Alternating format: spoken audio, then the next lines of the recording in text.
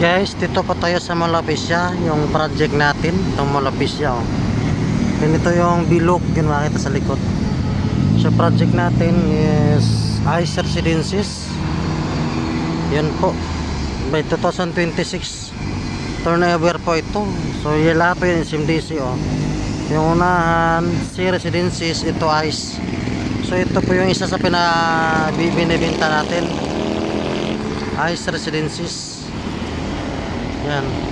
So ito papuntang Taft. Ito yan. Ito naman papuntang Malapisya, itong gilid na to. Yan.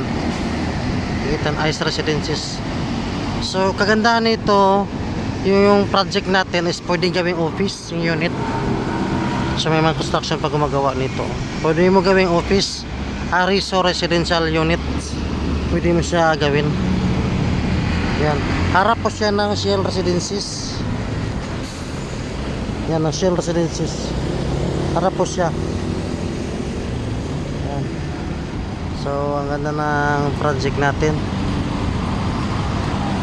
Yan. Kita po natin.